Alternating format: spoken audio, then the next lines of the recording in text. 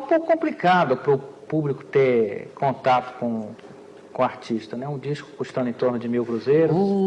Isso é uma Você pensa nisso? Quer dizer, o produto que você faz um disco, você é a coisa humana dentro daquele disco, agora quem quiser aquilo, 1.000 cruzeiros, é meio complicado. Né? Sim, 1.000 cruzeiros não é nada, o salário mínimo é quanto? Quanto é que está a condução? Vai comprar disco como? Agora, o seu trabalho... se você souber quanto sai um disco custando da fábrica e quanto ele chega ao consumidor, aí você fica mais louco ainda. Sei.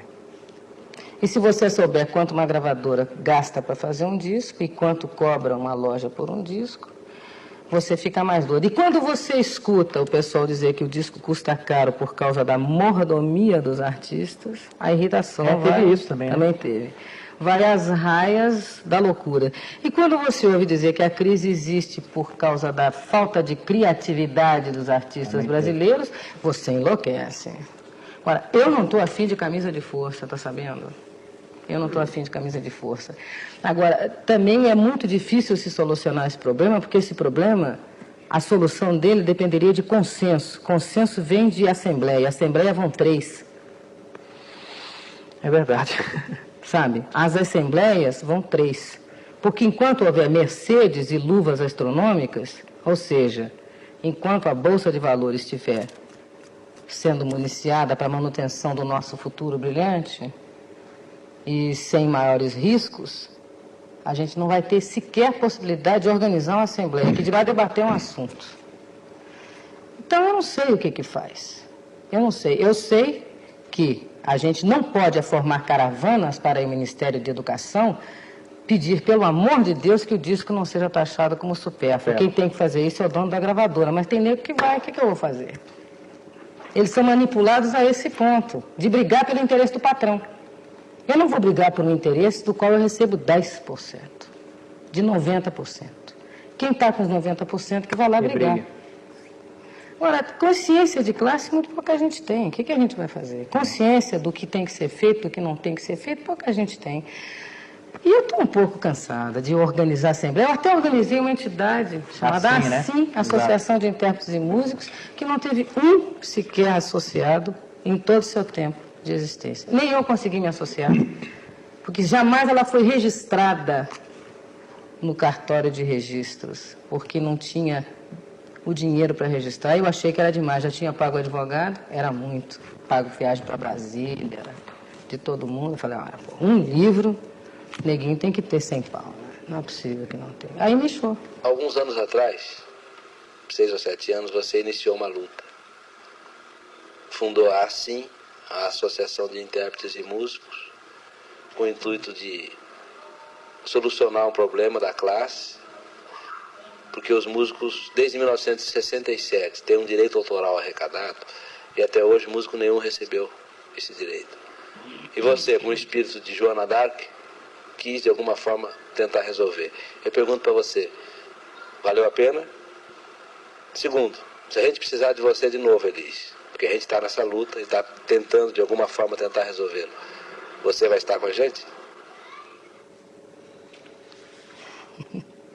Que chamada, hein? Meu amigo Amilson, chamada? Pra mim não, meu amor, que só encaro chamada quando eu tô com a consciência pesada, não tem nenhuma. Que apelo, que conclamação. Ah, bom, que conclamação, ótimo. Chamada na minha terra é chamar na cincha. Quando o nego tá fora da linha, puxar o freio. Puxa o freio. Bom, se valeu a pena, eu acho que não valeu a pena. Porque vocês músicos, eu estou falando vocês músicos porque, no meu caso, eu seria o intérprete da ASSIM, seria o I. Aí os músicos seriam a outra parcela, o M da ASSIM. E o AS é a associação. Bom, os músicos parece-me que não se deram conta ainda da extensão do seu próprio problema. Eu acho que não se deram conta por várias razões. Talvez até a única desculpa que se encontra é exatamente o tipo de pressão econômica que paira eternamente em cima da cabeça dos músicos, né? A necessidade de sobrevivência, aquela conta de luz que pinta no fim do mês, e se não for fazer a gravação, como é que faz? Então faz a gravação de qualquer jeito, e quando eu digo de qualquer jeito, é insistindo em assinar aquele recibo canalha que faz com que ele ceda os seus direitos perpetuamente à gravadora. Então, o direito de mão de obra é entregue. A gravadora de mão beijada, ela arrecada, e eu não sei o que faz com ela. Quer dizer, a arrecadação existe. A Socimpro faz a arrecadação e passa para a Ordem dos Músicos, que não tem o poder de distribuição.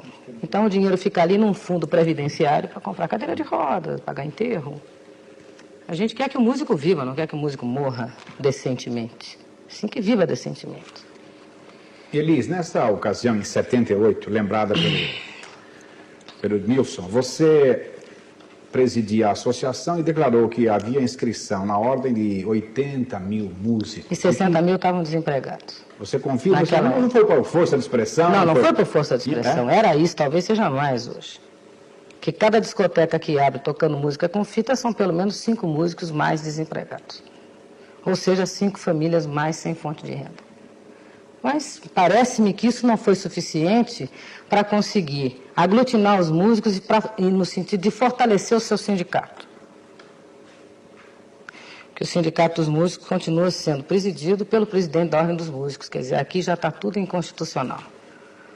Então, esta pândega, enquanto perdurar, uma pessoa que tem um pouco de vergonha na lata não pode continuar transando nessa área. A primeira coisa que tinha que ser feita era se mandar uma carta para o Ministério da Educação e Cultura e dizer assim, como é que é? O presidente da ordem pode ser presidente do sindicato? Era destituído de uma ou de outra, talvez até das duas, porque as irregularidades são tantas e facilmente apontáveis, que ficaria simples se resolver o problema. Mas não tem ninguém com peito para fazer isso. E eu não estou aí para morrer atropelada por um carro qualquer, numa noite qualquer dessas, numa viela escura de São Paulo. Só eu tenho 3 meninos para criar. Sozinha, Joana Dark... Até a hora de ir para a fogueira. Na fogueira não vou, xará. Queima, dói, não estou aqui. É bonzo? Eu o que é? Bonzo é aquele... Não, é bozo aquele palhaço. De palhaço também não tenho nada. Te contei.